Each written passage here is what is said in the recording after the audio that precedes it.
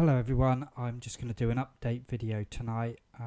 My positions in the pound dollar and the euro dollar H4 time frame,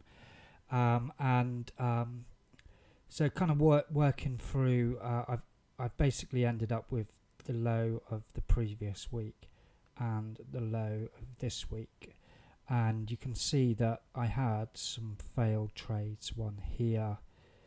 This one I set my pen in here and it touched it but didn't trigger it, and then I had this short here, and then a long at the start of this week, and then we had this horrible news bar yesterday which took out both of these positions and left us with a really big entry short, but as often happens, if it doesn't continue, then you get that reverse entry there. So I've ended up with just these two lows, and I've covered my costs now and got some profit. So I will hold these now until I get a short set up that triggers at the high, and I will take profit on those two then and end up with a short at the high. Almost sort of textbook of what I was saying about how to manage your trades. Is it better than taking the low and exiting at the next high? Not really, no, but it's a way of kind of reminding you that you need to hold on to your trades. So even if you're exiting at the next high, if it's only a small win, then you really need to learn to hold them if you want to be more consistent.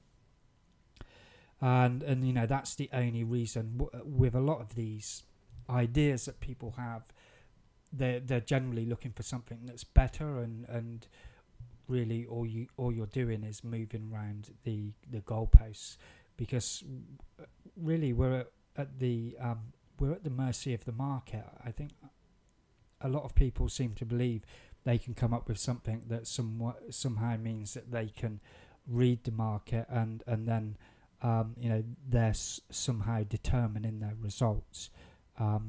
I've never seen anyone be able to supply evidence of that.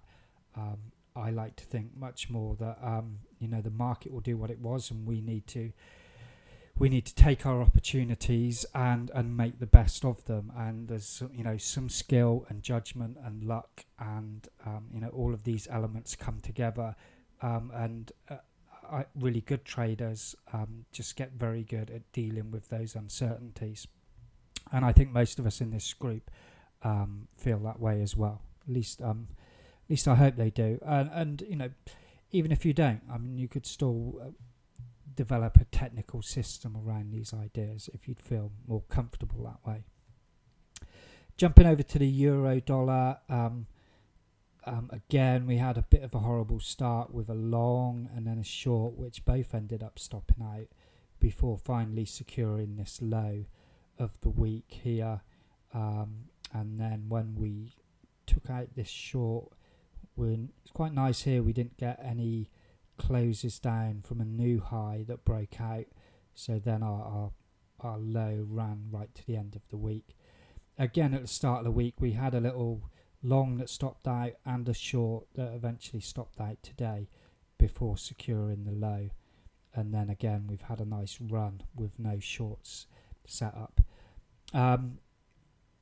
When I looked at these 2 weeks, I saw that it had two losses at the start on both pairs, and you think, oh well, that must be a pattern. So I went back and saw how common it was, and yeah, happens about half the time, which is what you find with most of these patterns that you see that jump out at you. They seem like they have a specific edge, and then when you test them over enough instances, you find that everything tends to even out around that 50%, and that's why you either have to use a very wide stop loss for a small profit target, so you ensure a higher win rate, or you have to let your trades run for some big wins and settle for the 50% win rate. So that's it on GU and EU. It's been really nice examples of this idea of holding until you've got 2 trades. Again, with the EU, I'll wait for a close down and a trigger short before I close these out. I do also have, the options that I could just close this one out and let this one run and add to it next week. So there's variations on that as well. And just because I'm sort of putting forward the idea of holding 2 trades, if you take if I just jump back to the pound dollar a minute, if you just take your first trade of the week and like this low here, if that was say your first trade, or even just your second, and it runs on 250 pips, then there's no problem with taking that as profit. But the idea of stacking the 2 trades, it teaches you to rewrite in your brain this notion that if you'll kind of hit your own personal threshold of how much uncertainty you can take, where you feel that I just can't take this anymore. I've got to close the trade out, and then everything will be all right. And this is just kind of teaching you that that impulse is not necessarily true, and in fact you'll do much better if you learn to sort of go beyond that impulse to close out your trades. Because like now, it's very, very, I look at my results for the week, see how I'm running for the week on profit. I've made really nice profit already. So obviously now it's really tempting to close out those trades. But, there will be as many occasions where you do that and price, then runs on for, another 100 pips on each pair, and you miss out on those big wins. So, that's it for this week. Not this week, for today. Leave me some comments, and I will see you all in the Facebook room tomorrow.